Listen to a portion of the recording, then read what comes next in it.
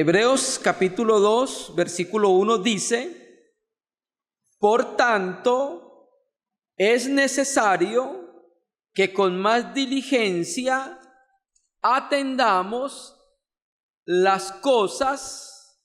las cosas que hemos oído, no sea que nos deslicemos. Hermanos amados, paz del Señor. Las Escrituras es la revelación que dio el Padre acerca de su Hijo. Cuando nosotros examinamos la palabra del Señor, nos damos cuenta que ella misma, a través de los profetas, revelaba aspectos de la obra del Hijo de Dios. Por ejemplo, Moisés acusó a los líderes de las naciones de Israel, a los líderes espirituales, fariseos, saduceos, escribas, intérpretes de la ley, de que aunque ellos tenían la palabra, no se habían dado cuenta que Moisés había escrito acerca de él. La Biblia es la revelación del Padre acerca de su Hijo, y el Hijo de Dios es el medio y la fuente para que el Padre pueda dar salvación a la raza humana. Y no solamente salvación a la raza humana, el Hijo es el medio y la fuente por la cual el Padre va a edificar a los que va a salvar por la obra de Jesucristo. Hemos estado considerando la epístola a los Hebreos, una rica epístola donde hemos podido percibir cuán grande es Jesucristo. Los primeros 3 versículos contienen un alto contenido cristológico donde nos muestran a Jesús como la revelación plena del Padre. Sí, Dios habló a través de los profetas, pero a través de su Hijo habló plenamente. Nos muestra que el Hijo es la exacta representación del destello de la gloria del Padre. Nos muestra que el Hijo es la impronta realidad de su ser.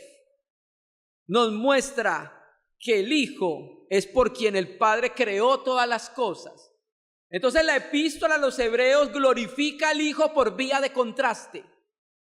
Los profetas fueron gloriosos, sí, pero Cristo es más glorioso.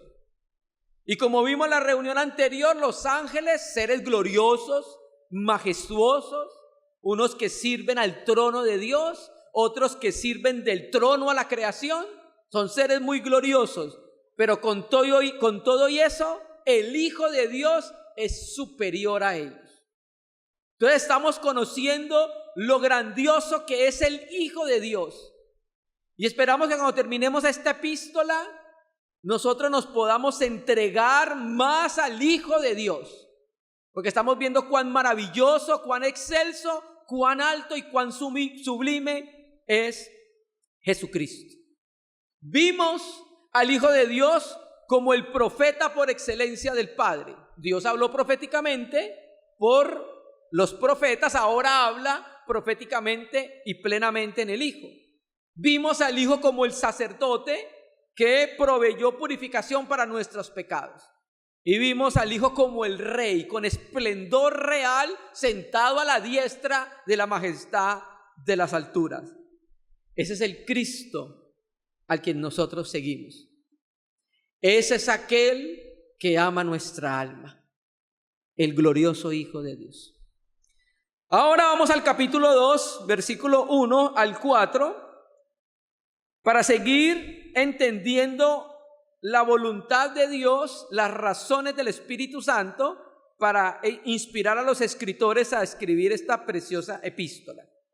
Y vamos a mirar, recuerda que hablamos en la introducción que la epístola tiene 5 exhortaciones o 5 advertencias. Y cada advertencia viene porque se ha dejado una bendición. Siempre. La exhortación viene porque hay una bendición que la iglesia ha dejado. Entonces está en un peligro. Entonces viene la advertencia del Espíritu Santo. Y aquí tenemos, hay un paréntesis porque estaba hablando de los ángeles, contrastándolo con Cristo, va a ser un paréntesis, luego vuelve a los ángeles con Adán.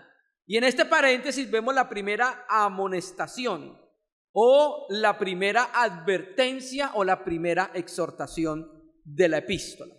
Comenzamos por el versículo 1. Por tanto, es necesario que con más diligencia atendamos a las cosas que hemos oído, no sea que nos deslicemos. Mire, el escritor comienza con la exhortación de no deslizarse de la palabra. Y en el capítulo 12, del 14 al 29, ¿sabe cómo termina? No desechando la palabra. Había un gran problema para los receptores originales de la carta, y es que estaban descuidando la palabra y estaban desechando la palabra. Y cuando la palabra se descuida y cuando la palabra se desecha, cuando tenemos una asamblea que descuida la enseñanza de la palabra y cuando tenemos una asamblea que desecha la enseñanza de la palabra, no queda sino el infantilismo para la iglesia. Porque lo que va a llevar a la maduración en parte es su palabra, porque es la que va a presentar todo hombre perfecto, capacitado, equipado, madurado. Bien, entonces eso es uno de los grandes problemas que había con los receptores originales. Empieza el texto, por tanto, mire su Biblia, por tanto. Una paráfrasis traduce así: por esta causa. Así inicia. Es una continuación del argumento.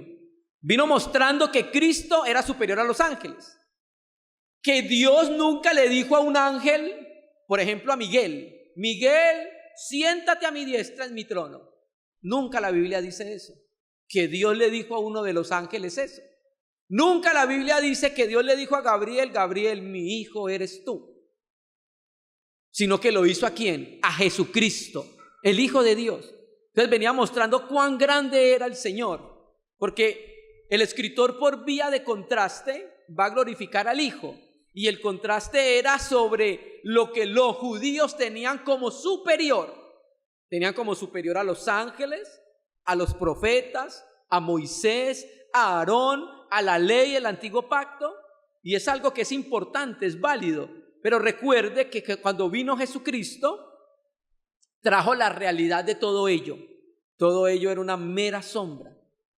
Entonces ahora el escritor les muestra que aunque eso es bueno y es superior, hay alguien más glorioso y superior que ellos, que es el Señor Jesucristo. Entonces dice, por tanto o por causa de, o sea, por esta causa, por esta razón. Por esta razón, ¿cuál razón? Por las glorias del Hijo, por la superioridad del Hijo. Por esta razón es necesario escuchar lo que el Hijo dice. ¿Mire cómo empieza el texto? Por tanto, o sea, por esta causa, por esta razón. La causa es la gloriosa persona de Jesucristo. Entonces, al conocer que Él es glorioso y majestuoso, es necesario que lo escuchemos a Él. Recuerda que el texto como empieza hablando, Dios habiendo hablado, esta epístola es el hablar de Dios. Por eso cuando cita el escritor los textos del Antiguo Testamento, que cita muchos, solamente una vez menciona el escritor, David, una sola vez. Del resto calla y dice, y alguien dijo en algún lugar para referirse a la Biblia. Y por eso tampoco aparece el nombre del escritor, porque el Espíritu Santo quiere que nos centremos en el hablar de Dios. Entonces, porque Jesucristo es grandioso, glorioso, por eso es necesario escuchar lo que el Hijo dice. Entonces, por tanto, es necesario que con más diligencia atendamos a las cosas que hemos oído, no sea que nos deslicemos. Bien, entonces, la palabra de Dios en el Antiguo Testamento, los mensajes proféticos, la ley que fue dada por un mediador que es Moisés, y también se entiende que los ángeles intervinieron de alguna manera, ¿cierto? Fue importante. La nación de Israel muchos siglos se guió con la palabra de Dios, con la ley. Pero en esta era, en esta edad, la revelación definitiva es dada solo por el Hijo. Es dada en el Hijo. Entonces, claro, como la revelación definitiva y final de Dios es dada en el Hijo, entonces es un mensaje que demanda mayor atención de los suyos. Y como Dios habla plenamente en su Hijo, hermano, es un gran pecado desoírlo. Y a eso es donde quiere llegar el escritor. Es un gran pecado desoír las palabras del Hijo de Dios. Entonces, por eso dice que es necesario que con más diligencia atendamos. Esa palabra diligencia significa dar atención más superabundantemente. Eso es lo que trata de decir el texto. Entonces debemos colocar diligencia en oír atentamente el mensaje proclamado por el Hijo. ¿En dónde?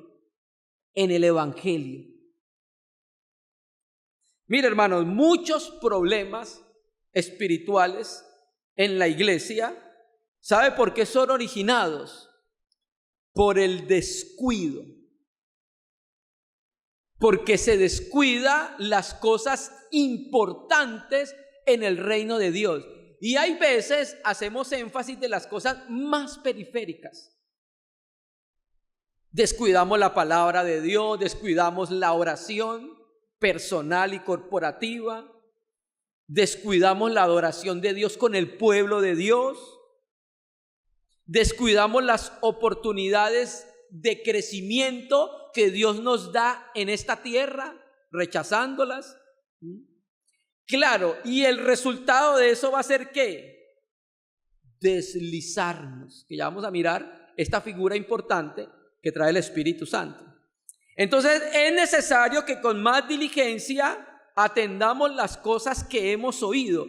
¿Qué es lo que hemos oído nosotros? Hemos oído la voz del Hijo en el Evangelio. ¿No lo dice Juan capítulo 5 así? Que los muertos van a oír la voz del Hijo y van a vivir. Y la voz del Hijo está en el Evangelio, en su palabra. Y oír significa prestar atención en nuestro corazón. Oír significa prestar atención en nuestros corazones a su palabra y hacerla. Eso es oír la palabra del Señor. Y mire lo que dice el texto. No sea que nos deslicemos. Mire bien su Biblia. No sea que nos deslicemos. El escritor no está afirmando que esto esté ocurriendo entre los receptores de la carta. El escritor lo que trata de decir es que si siguen desoyendo la voz del Hijo, su palabra, entonces va a suceder algo. Por eso dice, no sea que, o sea, habla del peligro en el que podían caer los receptores originales. Y las epístolas traspasan los tiempos y las edades. Y no fue solamente para ellos, para todos nosotros. Nosotros no podemos vivir una vida cristiana sin su palabra, sin su voz. Tarde o temprano nos deslizaremos si lo hacemos. Llamo la atención a esa palabra, a esa frase, nos deslicemos. La palabra griega pararreo significa fluir al lado, significa deslizarse pasando de largo. Reina Valera 1909 la traduce nos escurramos, como un vaso que tiene una grieta y empieza a salirse en el agua. Francisco La Cueva y la Biblia El Pueblo de Dios lo traduce marchemos a la deriva. La Biblia Textual 4 lo traduce, que aquí la tengo, andemos a la deriva. Ese deslizarse tiene todos estos significados. Esta frase, no deslicemos, es una metáfora. No es deslizarnos que vamos caminando y nos caemos. No, es una metáfora. Hace referencia a un barco que está amarrado en un muelle y se le quitan las amarras. Entonces, claro, al quitársele las amarras al barco, entonces, ¿qué sucede con el barco? El barco empieza ¿a qué? A deslizarse en el agua y a irse. Como no tiene nadie que lo timonee, entonces lo más probable es que ese barco vaya a ser llevado por los vientos de aquí para allá, y en algún momento se va a chocar contra las piedras. Esa es la figura de deslizarnos. Cuando desatendemos su palabra, cuando desatendemos lo que Dios dijo a través de Jesucristo, que quedó registrado en el Evangelio, lo más probable es que una iglesia y los creyentes empiecen a deslizarse y empiecen a ser llevados por cualquier viento de doctrina o de pensamiento humano. Mira, vamos a leerlo ahí en Efesios capítulo 4, texto muy conocido, Efesios 4, versículo 14. El contexto empieza en el versículo 7, que habla de lo que Dios proveyó en Cristo para la iglesia cuando Cristo resucitó. Y Cristo dio maestros, apóstoles, evangelistas, pastores y maestros para la iglesia. Bien, dio a estos hombres dones para que estos hombres puedan equipar la iglesia, capacitarla para que la iglesia pueda cumplir la obra del ministerio y la edificación del cuerpo de Cristo. Porque a través de este servicio, de estos dones, pastores, evangelistas, profetas, apóstoles y maestros, la iglesia va a poder llegar a la unidad de la fe. Ya tenemos la unidad del Espíritu, se debe llegar a la unidad de la fe. Y entonces, esto se hace también ¿para qué? Mire lo que dice Efesios 4:14. Para que ya no seamos niños fluctuantes llevados por doquiera de todo viento de doctrina, por estratagema de hombres que para engañar emplean con astucia las artimañas del error. Entonces, claro, cuando no hay la voz de Dios, que es la voz del Hijo en su palabra, en la iglesia empieza a ser como un barco que se desliza y cualquier viento se la va a llevar. ¿Bien? Hermano, y recuerde que aquí el viento de doctrina que se estaba llevando a estos hermanos era los judaizantes, la ley. Estaban volviendo otra vez a la ley. No había judaizantes como tal, pero estaban volviendo otra vez a la ley. Entonces la ley aquí era como la corriente que se estaba llevando a estos hermanos. Bien, ahora, ese es el caso que tenían los hermanos. Y en nuestro tiempo, ¿cuáles corrientes pueden apartarnos de la voz del Hijo de Dios? Por eso insistimos en enseñar la Biblia, la palabra del Señor. Necesitamos constantemente ser instruidos y enseñados en ella, para que podamos estar cimentados en ella. Y no venga un señor con un gorrito acá y nos diga Yeshua Machía y nosotros le digamos ¡oh, qué maravilla! ¿Ven? Que usted pueda identificar, si no cualquier viento de doctrina se lo va a llevar. ¿Bien? Entonces es necesario que atendamos la voz del Hijo y eso nos va a guardar de ser deslizados. Entonces hay una corriente que se estaba llevando a los hermanos, la ley. ¿Bien? Versículo 2. Nos vamos a Hebreos 2:2. Mire cómo inició la exhortación. Porque si la palabra dicha por medio de los ángeles fue firme, y toda transgresión y desobediencia recibió justa retribución. Mira cómo inicia el escritor, el Espíritu Santo. Inicia con una comparación, porque sí va a hablar. Está hablando de la voz del Hijo en el versículo anterior, ¿cierto? Lo que hemos oído. Ahora, porque sí, hace una comparación. Va a comparar la palabra de Dios dada por Moisés con la palabra de Dios dada en el Hijo, en el Evangelio. Entonces, por eso dice, porque si la palabra dicha por medio de ángeles fue firme, y toda transgresión y desobediencia recibió justa retribución. Entonces, mira esa frase, palabra hablada o dicha por medio de los ángeles. Mire bien esa frase. Dicha, palabra dicha o palabra hablada por medio de los ángeles. Queda a entender eso, que de alguna manera en la transmisión de la ley en el Sinaí, como creían los rabinos, que Pablo después lo explica y también Esteban, los ángeles tuvieron algo que ver en la transmisión de la ley. Ellos participaron de alguna manera como mediadores en el mediador que era Moisés para la nación de Israel. Vamos a leerlo en Gálatas. Vamos a mirarlo muy rápidamente en Gálatas capítulo 3, versículo 19. Lo voy a traer este versículo para que miren que para el apóstol Pablo, para Esteban, había una intervención de los ángeles en la transmisión de la ley. Gálatas 3, versículo 19. Dice, entonces, ¿para qué sirve la ley? Fue añadida a causa de las transgresiones hasta que viniera la simiente, a quien fue hecha la promesa y ordenada por medio de ángeles en manos de un mediador. Y si usted mira Hechos 7, 53, también dice algo parecido.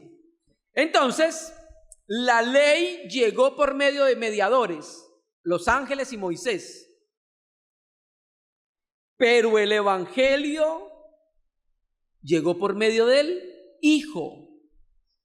Entonces, esa palabra que Dios dio por medio de Moisés con mediación de los ángeles, dice que fue firme.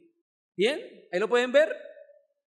Porque si la palabra dicha por medio de los ángeles fue firme, o sea, la palabra que Dios dio por medio de los ángeles, por medio de Moisés, tuvieron cumplimiento, porque no era una palabra de los ángeles. ¿Era de quién? Era de Dios en la antigua dispensación. Entonces fue firme, se cumplió todo lo que ella dijo a través de ellos. Y aparte de ser firme, y dice, y toda transgresión y desobediencia recibió ¿qué? Justa retribución. ¿Sí puede entender lo que trata de decir el Espíritu Santo?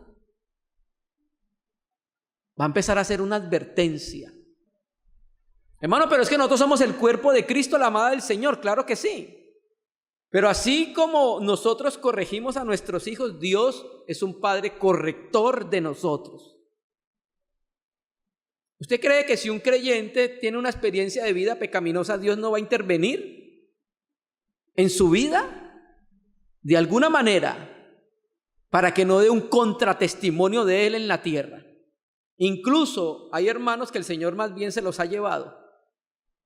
Primera Corintios capítulo 11. Bueno, aquí tenemos dos calificativos para los pecados que van a traer el castigo de la ley. ¿Cuáles son los calificativos? Ahí los puede ver en su Biblia. Transgresión y desobediencia. La palabra transgresión, parábasis, ¿sabe qué significa? Cruzar la línea. Eso es lo que significa esa palabra. Transgresión significa cruzar la línea, pasarse de la raya. Ya vamos a mirar quién se pasó de la raya. ¿Bien? Entonces, transgresión es quebrantar voluntariamente lo que Dios establece por medio de su palabra. Por eso es que nosotros como cristianos todos los días debemos arrepentirnos. Porque nosotros todos los días cruzamos la línea de su palabra. Y dos, la segunda palabra, el otro calificativo, es desobediencia. Paracoe significa oír mal. Es como cuando una persona es medio sorda, más o menos oír mal. Y como yo, medio sordo. Entonces, esta palabra significa hacer oídos sordos a la voluntad de Dios.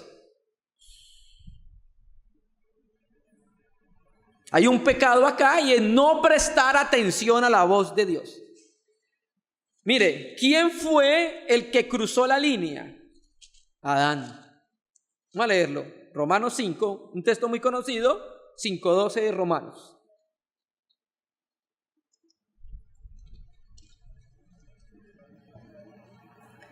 Hermano, presta atención a su Biblia, la comparación que está haciendo el Espíritu Santo. Una advertencia muy solemne. Romanos 5:12. Por tanto, Romanos 5:12 no, 14. No obstante, reinó la muerte desde Adán a Moisés, aún en los que no pecaron a la manera de la transgresión de Adán, el cual es figura del que había venir. Entonces la muerte, el versículo dice que la muerte reinó incluso en aquellos que no pecaron con un pecado como el de Adán. Pecaron de otra manera, pero no importa, la muerte reinó sobre ellos. Y llamo la atención a la manera de la transgresión de Adán. Entonces la transgresión de Adán, ¿cuál fue? Cruzar la línea. O sea, Dios le estableció un límite. ¿Cuál fue el límite? Su palabra, el mandamiento. De este árbol no coman. Ese es el límite. Hermano, Dios nos limita por bien. Dios no nos limita por mal. Él quiere que disfrutemos de sus cosas, pero con límites. Hay veces no nos da lo que nosotros queremos porque nos está guardando de nosotros mismos. Entonces Adán transgredió, cruzó el límite establecido por Dios, fue más allá, desobedeció. Entonces, claro, el escritor dice, mire, vamos allá a Hebreos. El escritor le dice, mire, esa palabra de Dios que fue dicha por medio de ángeles y por los mediadores como Moisés, fue firme. Y cuando alguien la transgredió y cuando alguien la desobedeció, ¿qué dice el texto? Mire lo que dice. ¿Recibió qué? Mire su Biblia. Justa retribución. Cuando usted mira el Antiguo Testamento, de eso está hablando, va a haber muchos ejemplos que van a evidenciar que cuando alguien desobedeció la ley, violó la ley, transgredió la ley, desobedeció a Dios, recibió un justo castigo. Y este justo castigo en el Antiguo Testamento muchas veces sabe qué era, y no se vaya a espantar, la muerte física. Por ejemplo, ¿cuáles son los ejemplos que nos muestran que cuando se transgrede la ley de Dios y se desobedece hay una justa retribución? Bueno, hay muchos. Acán, ¿recuerda? Cuando tomó el manto babilónico. Bien, Ananías y Zafira en el Nuevo Testamento. En el Antiguo Testamento, Nabad y Abiú, los sacerdotes hijos de Aarón, Levítico 10. Coré, Datán y Abirán, Números. El pueblo de Israel en el desierto. Todos murieron. No entró sino 2 de los que salieron.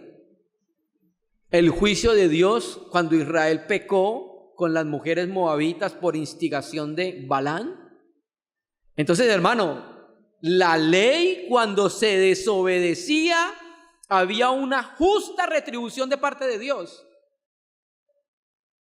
Entonces, porque estamos bajo la gracia, ¿podemos escapar de la disciplina correctora de Dios? No. Si los del Antiguo Testamento no escaparon, ¿cómo escaparemos nosotros? Al que mucho se le da, mucho se le demandará. Entonces viene ahora el contraste. Si la palabra por ellos fue firme y toda transgresión y desobediencia recibió justa retribución, mira el versículo 3. ¿Cómo escaparemos nosotros si descuidamos una salvación tan grande, la cual, habiendo sido anunciada primeramente por el Señor, nos fue confirmada por los que oyeron? ¿Establecieron la comparación? ¿Sí? ¿Cree que porque estamos en la gracia Dios no va a entrar en un acto disciplinario con nosotros porque estamos en la gracia? No, está diciendo lo contrario. Dios es un Dios de amor, por supuesto, y nos perdona, pero nos corrige, porque la disciplina es una muestra de amor de parte de Él. Aquí la palabra clave, lo puede ver, es ¿cuál? Salvación. Ahí la puede ver. Salvación aparece 2 veces. Recuerda que en el versículo 14, cuando terminamos ya el primer capítulo, decía que los ángeles eran servidores de los que iban a heredar la salvación. ¿Cómo escaparemos nosotros si descuidamos una salvación tan grande? Hermanos, dejar al Hijo de Dios, apartándonos de sus mandamientos, desobedeciendo su voluntad, es un grave pecado para el creyente.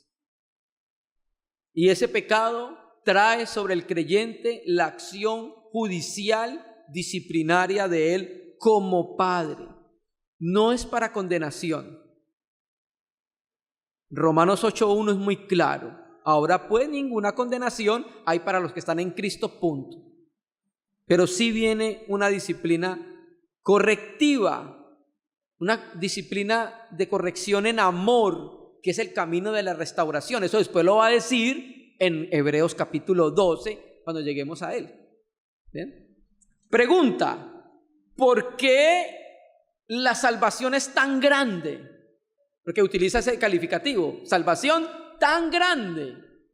¿Por qué la salvación es tan grande? Bueno, tenemos muchas razones para responder a esa pregunta, pero una de ellas, ¿sabe por qué? Porque la salvación fue lograda por el resplandor de la gloria de Dios. La salvación nuestra no la logró ni Isaías, que era un hombre santo, ni Samuel, que era un hombre puro y justo. No la logró ni un querubín, no la logró ni un serafín, que son seres gloriosos y majestuosos. La salvación es tan grande porque la logró el resplandor de la gloria de Dios. Por eso es tan grande la salvación, porque Dios fue el que vino a salvarnos. ¿Sabe por qué es tan grande? Porque cuando creemos, el Padre nos incluye en Cristo, y recuerde lo que dice Hebreos 1:3, que Cristo es el heredero de todo. Es tan grande porque vamos a heredar con Él todas las cosas. Es una gran salvación, hermano. Tendríamos mucho más para decir acerca de esta gran salvación. ¿Bien? Entonces, por eso dice, ¿cómo escaparemos? ¿De qué está hablando este versículo? ¿Pérdida de salvación? No. ¿De qué aspecto de la salvación está haciendo referencia el escritor? Nosotros sabemos que la salvación es un proceso.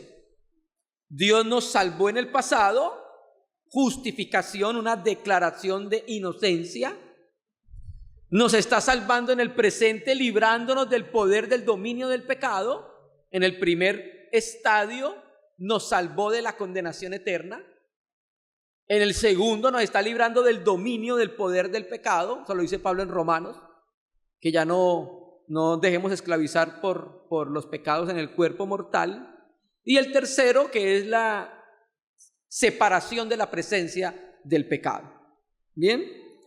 Entonces, esto no está hablando de la pérdida de la salvación. El que se une con Cristo, un espíritu es con Él, 1 Corintios. Entonces, ¿de qué está hablando? ¿Cómo escaparemos? Está hablando de la acción disciplinaria del Dios sobre el creyente que rehúsa a oír a Jesucristo y establece su propia vida sin su palabra. ¿Sabe lo que dice el Señor? Lo desoye. Entonces, por eso dice el texto, ¿cómo escaparemos teniendo en poco? Ahora viene esta pregunta, ¿cómo tenemos en poco? La Biblia textual dice, teniendo en poco. ¿Cómo tenemos en poco o cómo descuidamos la salvación? Mire, esa palabra descuidar significa desdeñar, despreocupándose de algo. Y la misma epístola nos revela cómo descuidamos la salvación o cómo la tenemos en poco. No puedo decirlo todo, pero le voy a decir la mayoría de ejemplos que coloca la epístola que nos muestran cómo nosotros descuidamos la salvación tan grande. 1, descuidamos la salvación o la tenemos en poco, no oyendo la palabra del Hijo de Dios en el Evangelio. 2, quebrantando su palabra en el 2:2. 3, no aceptando la disciplina de Dios, capítulo 12 de Hebreos. ¿Cómo más descuidamos o tenemos en poco su palabra? No considerando a Jesús, que es el sumo sacerdote y apóstol nuestro, Hebreos 3:1. ¿Cómo descuidamos o tenemos en poco la salvación? Endureciendo nuestros corazones, que después lo vamos a tratar, que es el gran pecado de Hebreos, pecado de incredulidad. ¿Cómo descuidamos o tenemos en poco una salvación? No reteniendo nuestra profesión, Hebreos 4:14. O sea, necesitamos mantenernos firmes en la confesión de nuestra fe en Cristo, que era lo que ellos estaban deslizándose. ¿Cómo descuidamos o tenemos en poco nuestra salvación?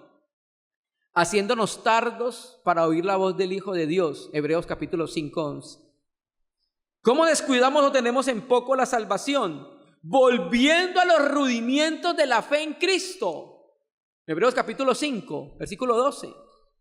Pablo, el escritor, le reclama, ustedes ya deberían ser maestros, ¿otra vez necesitan el ABC de la doctrina de Cristo? Así descuidamos nosotros o tenemos en poco la salvación. ¿Cómo descuidamos o tenemos en poco la salvación? Volviendo a la ley, menospreciando al Hijo por Moisés. ¿Cómo descuidamos o tenemos en poco la salvación? No estimulándonos a las buenas obras. Hebreos capítulo 10 versículo 24. Vamos a mirar. ¿Cómo descuidamos o menospreciamos o tenemos en poco la salvación? Hebreos 10:25. No congregándonos, y lo vamos a ver. Es una manera de descuidar la salvación que Dios nos dio, porque a través de la comunión somos fortalecidos y robustecidos en ella. ¿Cómo descuidamos o tenemos en poco la salvación? Pecando voluntariamente, Hebreos 10, versículo 26. ¿Cómo descuidamos o tenemos en poco la salvación? Dejando la perseverancia en la fe del Hijo de Dios, capítulo 11 y 12. ¿Cómo descuidamos o tenemos en poco la salvación? No correr la carrera cristiana en fe, Hebreos 12 y 11. ¿Cómo descuidamos o tenemos en poco la salvación? Desechando la voz del Hijo de Dios. Vamos a ver después en el Hebreos capítulo 12. ¿Cómo descuidamos o tenemos en poco la salvación? Todo el capítulo 13. Después lo vamos a estudiar. Cuando se descuida el capítulo 13 es una manera de tener en poco la salvación. Bueno, y tenemos otros más aspectos. Descuidando la salvación, si usted no lee su Biblia, si usted no ora, si usted no se sujeta a la iglesia, etcétera, etcétera. Es larga la lista. Hay muchas maneras de descuidar la salvación que el Señor nos ha dado. Y entonces esa salvación, sigue diciendo el 3, la cual es la salvación, habiendo sido anunciada primeramente por el Señor, nos fue confirmada por los que oyeron. Bien, entonces ahorita vuelve al método de contraste que utiliza el escritor. El escritor es un maestro en retórica. Ya lo vimos nosotros en la primera reunión, en la segunda reunión. Y entonces, por vía de contraste, va a mostrar que los ángeles transmitieron la ley, pero Cristo transmitió el evangelio. ¿Bien? Y Cristo transmite el evangelio.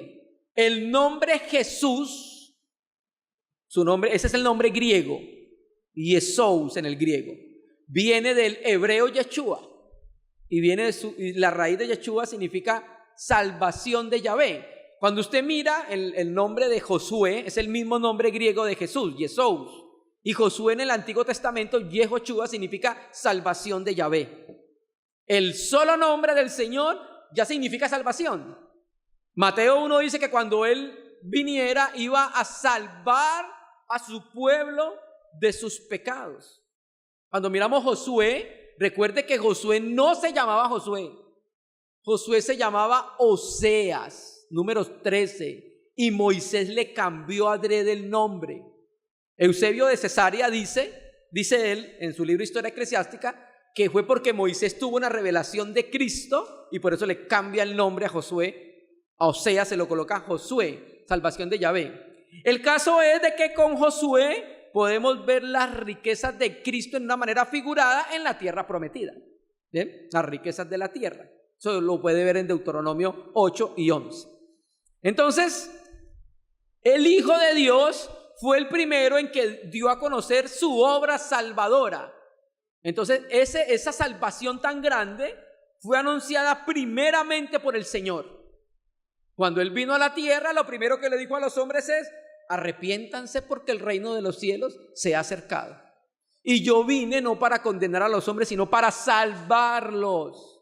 Entonces, esa salvación tan grande fue anunciada, lo que dice el texto, primero anunciada por el Señor, y sigue diciendo, nos fue confirmada por los que oyeron. O sea, quiere decir que el escritor no estaba entre los que escuchó a Cristo. ¿Lo puede ver? No estaba entre los que escuchó a Cristo. Bien, los receptores de la carta, el que escribió, no había conocido al Señor, sino que conoció fue a los apóstoles. Que es un caso muy parecido con el de Lucas. ¿Bien? Entonces, vemos acá que el evangelio fue transmitido al principio por el Señor. Después los testigos apostólicos confirmaron el mensaje de salvación.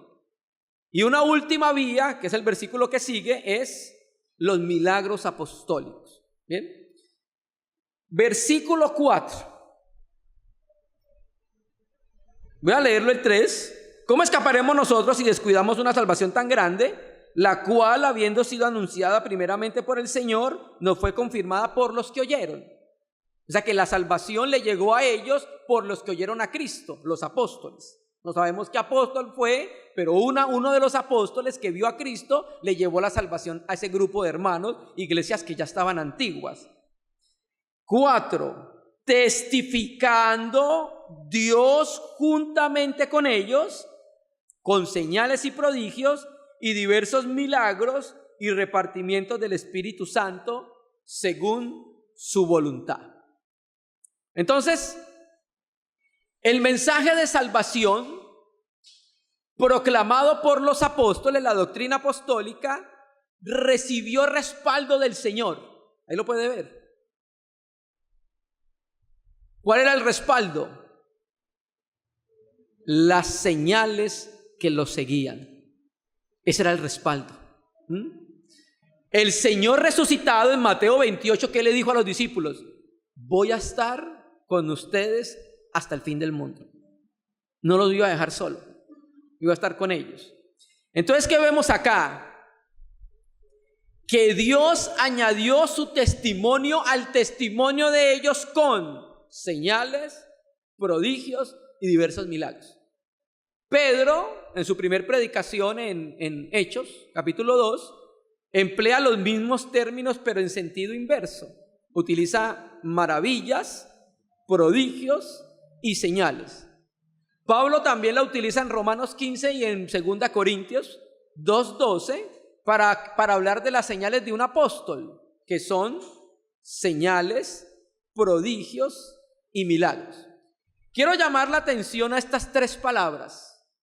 La primera, prodigios, es la palabra griega teras, la palabra milagros o poder, dinamis, y la palabra señales, la palabra griega semeión. Ya le voy a explicar por qué es importante que entendamos esto. Cuando nosotros miramos el Nuevo Testamento, él utiliza tres palabras para hablar de las obras maravillosas de Dios. Tres palabras de las obras portentosas de Dios, que son estas tres que hemos visto. Teras, la prodigios, quiere decir algo maravilloso, una acción sobrenatural que es imposible para el hombre y que es posible para Dios. Dinamis, poder o milagros, hace referencia a cualquier tipo de poder extraordinario, poder de crecimiento, poderes de la naturaleza. Siempre esta palabra hace referencia a algo que tiene un resultado visible. Y el último que llamo la atención, esta palabra señales, semeión. Esta palabra semeión viene de donde viene semáforo, semántica. ¿Sabes qué es la semántica, cierto? La semántica es la parte de la lingüística que estudia el significado de las expresiones lingüísticas. Entonces, esa palabra semeión es la palabra favorita de Juan. Cuando Juan en el Evangelio habla de señales, semeión. La mayoría de las veces utiliza semeión cuando habla de señales. ¿Por qué? Porque para Juan el milagro no era solamente un hecho sorprendente y nada más. Era una señal. O sea, el milagro, semeión, estaba apuntando a algo. Esa palabra semeión le decía algo a la gente de la persona que lo había hecho. Semeión revelaba algo del carácter de la persona que había hecho ese milagro. Semeión permitía comprender mejor a la persona que había hecho ese milagro. Entonces, para Juan, la semeión, las señales, eran señales que apuntaban al amor de Dios. La señal, el propósito de la señal, el semeión, era llevar ese hombre, esa mujer en la cual se ocurría esa señal, ¿a quién? Mire cómo lo amó Dios, siempre guiando el corazón de los creyentes. ¿A quién? A Dios, hermano. Entonces, estas palabras hablan acerca de la obra de Cristo. Teras, prodigio, maravilla, que atrae la atención. Dinamis, que es un poder, habla del poder de Dios efectivo. Y semeión, que revela el propósito de Dios en los milagros. Una señal, apunta al que lo hizo. Y termina diciendo entonces que estas señales, prodigios y diversos milagros, mire lo que dice, y repartimiento del Espíritu Santo según o conforme a su voluntad. ¿Ve esa palabra repartimiento? Significa distribuciones. O sea, el Espíritu Santo distribuyó dones. Y esto es una referencia a los dones del Espíritu Santo que aparecen en 1 Corintios capítulo 12. O sea, se ve que los receptores ya conocían los dones del Espíritu. No sé si es por la vía apostólica o por la carta que ya estaba circulando en ese tiempo. Vamos a leerlo. 1 Corintios 12, un solo versículo, versículo 11. 12, 11.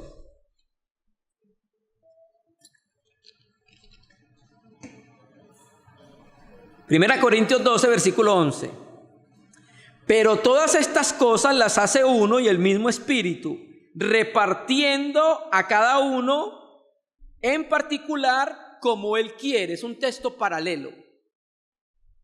Entonces, ¿qué enseñan estos versículos? Que el Espíritu Santo distribuye dones a quien soberanamente Él lo determina según su voluntad. El Espíritu Santo, escúcheme apreciado hermano, repartía dones de acuerdo a las necesidades de la iglesia en todos los tiempos.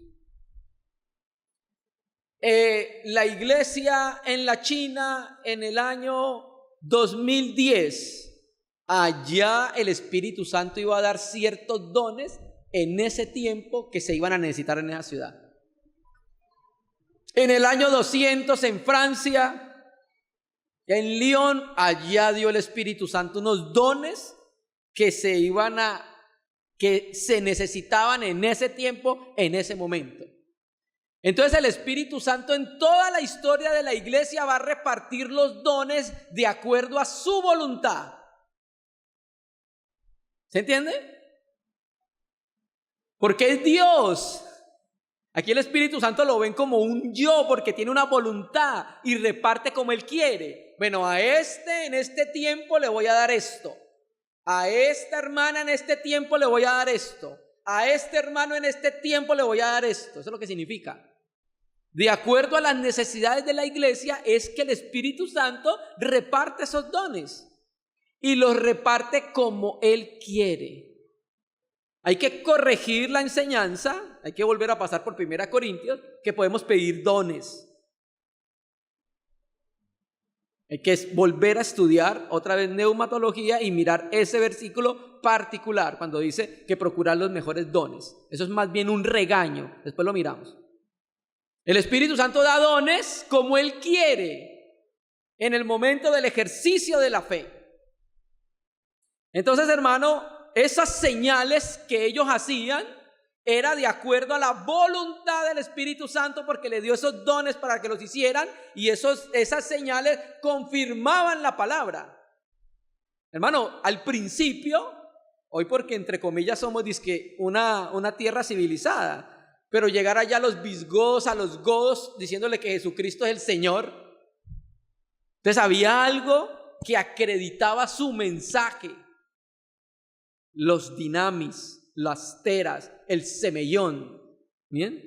Y esas señales también llegaron a las iglesias a las cuales escribe el Espíritu Santo en Hebreos. Entonces, esta porción nos enseña algunas consideraciones prácticas. 1. Estamos descuidando nuestra salvación lograda por el resplandor de la gloria de Dios. Y ya dijimos una lista larga y le puede añadir cómo se descuida su salvación. Estamos desoyendo la palabra del Hijo expresada en el Evangelio. ¿O estamos respondiendo con fe a la palabra del Hijo en el Evangelio? ¿Hay un compromiso en nuestro corazón para vivir de acuerdo a la voz del Hijo, su palabra? ¿Usted ha sentido alguna vez como creyente que se está yendo a la deriva o se está deslizando? Si en algún momento estamos sintiendo esto, volvamos al pastor de nuestras almas.